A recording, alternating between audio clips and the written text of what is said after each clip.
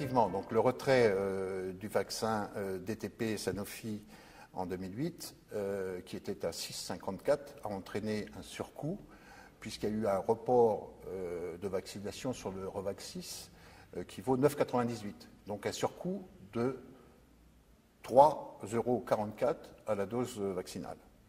Donc on peut l'estimer au niveau national, puisque d'après les chiffres du régime général, avec 1 670 000 doses, un surcoût de facturation de 5,7 millions à peu près, et au niveau du remboursement sécurité sociale, un surcoût de 3,7 millions.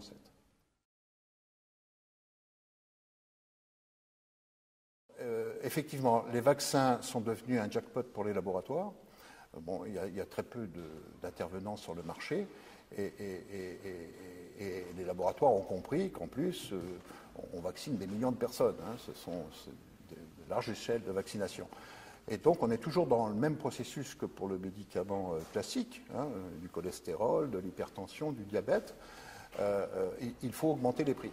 Alors, comme il y a peu d'intervenants et qu'il y a une grande collusion entre les autorités et les laboratoires, eh bien, on accepte des prix qui n'ont pas lieu d'être, uniquement pour renflouer les caisses des laboratoires au détriment des caisses de sécurité sociale et des cotisations des assurés.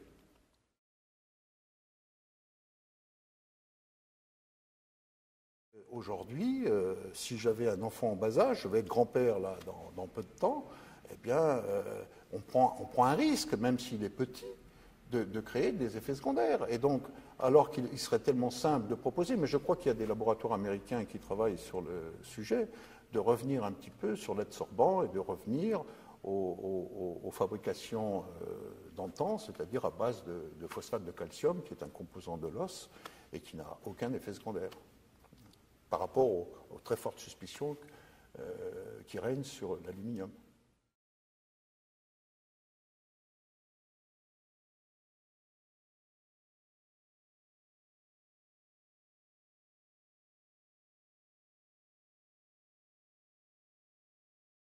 Il n'est pas normal que lorsqu'on veut se protéger d'une maladie infectieuse, on risque d'être handicapé à vie pour les éventuels effets secondaires du produit.